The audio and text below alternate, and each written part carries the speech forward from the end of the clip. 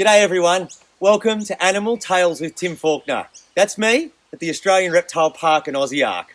Today I am talking about one very special wombat.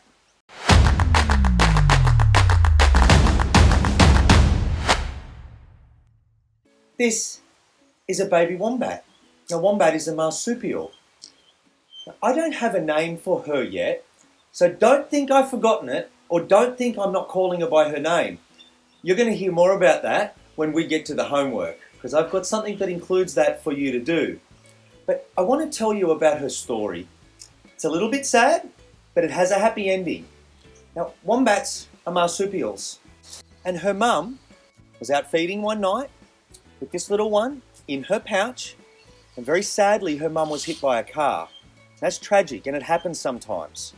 But there's one thing that I want to show you, and that is on the wombat's bottom, just here, there's a really hard cartilage plate. So sometimes if they get hit by a car, mum can suffer the worst of all and die. But the joey is alive inside. Now, this little one was found by a wonderful family who stopped to check the pouch of a marsupial. She wouldn't be here today if they didn't do that. And she was rescued. Now I care for her. I'm mum, and I'm dad, and I'm brother and sister. And I couldn't be happier. Now, wombats, as I've said, are marsupials. That means they have a pouch. And just down in here is her little pouch. It's not very well developed because she's just a joey. And at this age, she would still live in a pouch. But she comes out each night for little periods of time. She tries to get back in the pouch, but mum will stop her. Now, wombats as marsupials mean that they mate. They're only pregnant for like 35 days, a really short pregnancy. And they're born the size of a grain of rice. All marsupials are. And they climb into that pouch. Now, there are 3 species of wombat in Australia. The northern hairy-nosed wombat, that's actually critically endangered. The common eastern wombat, that lives from Queensland all the way down through New South Wales, Victoria, and to Tasmania. And then the southern hairy-nosed wombat, that's over through Victoria and South Australia. What they all have in common are some of these features. Their ears aren't too big, but they can hear quite well. Their eyesight is not great. They've got little eyes, but it's still okay vision. A really good sense of smell for digging up their food, and they mainly eat things like grasses, the roots of plants, soft foliage. They're herbivores. Now, they are called bulldozers of the bush. They live in burrows, really big burrows that they dig themselves. Now, those burrows that they live in provide safety for them, but they also aerate the soil and turn the soil over, which is good for turning over nutrient. But look at these claws. So the front paws, with these really strong muscular arms and claws, are for digging. And the back paws are almost like shovels. They actually move the dirt away and get it out of the way. Now, a few of the other things I mentioned before, but on her bottom here is a really hard cartilage plate. It feels like concrete. Now, they use that for protection. One of their major predators is dingoes. And dingoes will chase a wombat down its burrow. And when it does, the wombat, she's doing it right now. She's a little bit nervous because I'm talking loud. But she puts her bottom like this in her burrow and then whacks it up. And you imagine what happens to the dingo's head. It gets squashed and it can't get down the burrow and they can't eat wombats. So that's how they defend themselves. Now, they are nocturnal. That means they're out of a nighttime. Sometimes maybe in the early morning or late afternoon, but pretty strictly nocturnal. Now, their camouflage is very simple.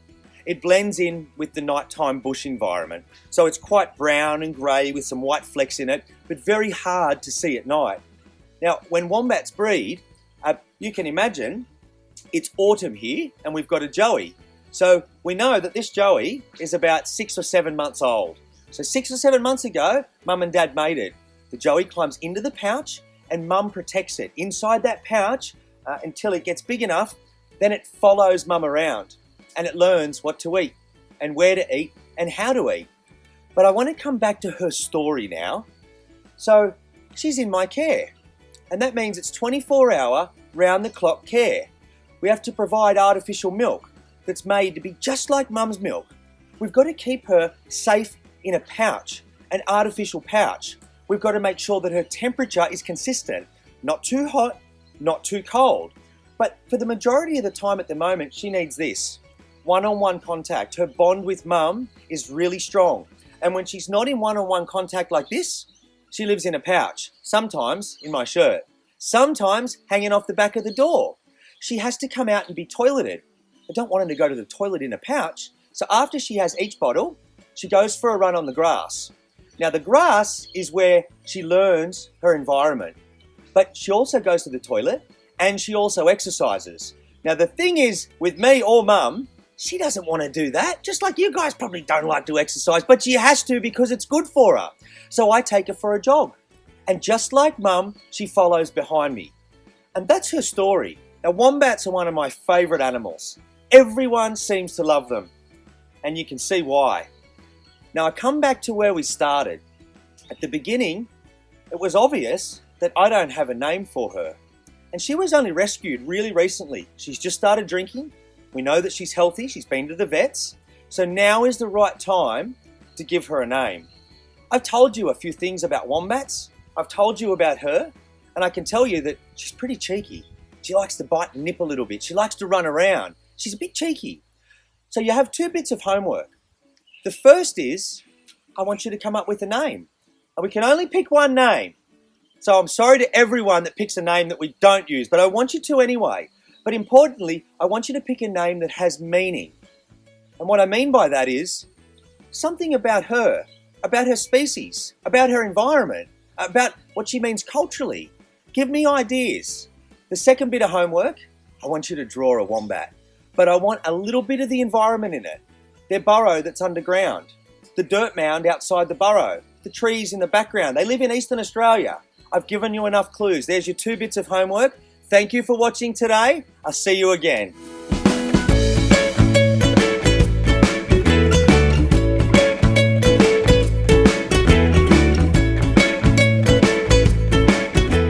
Thanks for watching, everyone. Now, the keepers and I are looking after all of our animals and our families. But we all have a bit of extra time at the moment, like you probably do too. So this is a great distraction for us, and hopefully you. If you like what you've seen or want to show me your homework, just put it into the comments. This is what I do, connecting people with nature, and that can't stop. I'll see you next time.